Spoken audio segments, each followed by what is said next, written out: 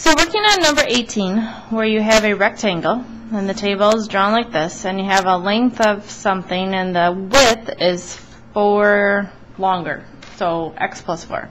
We know the total area is 60. So the formula for rectangles area is length times width. We're just going to plug in 60 for area.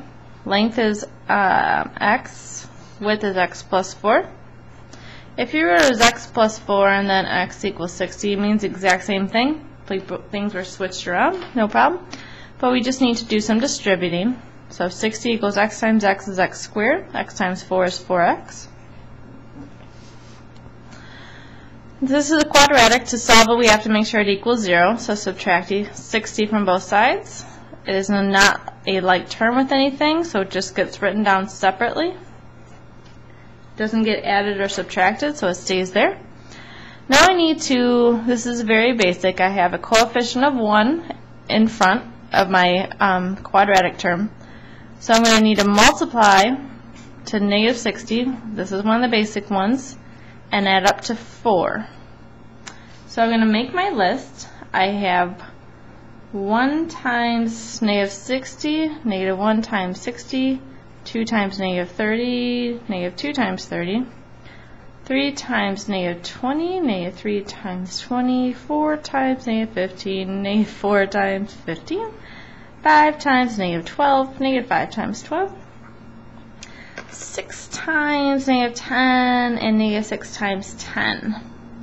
Alright, I can tell you that none of these actually work if you add them up, except when we get down to the last pair we came up with.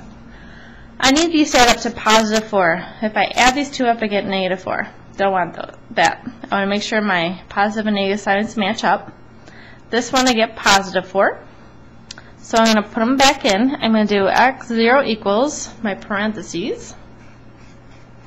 I have x and x. X times x is x squared. Now I have, for my numbers, I have a negative 6 and I have a positive 10.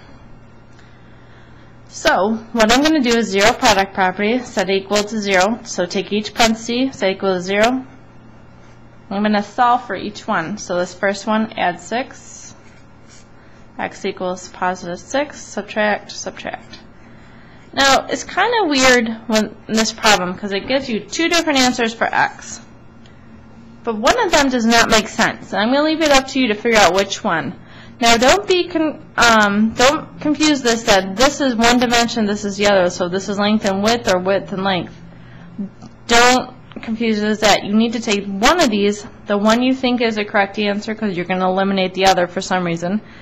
And so figure out which one is the correct length, and then use that to figure out the width by adding 4 to it. So good luck, finish that one up.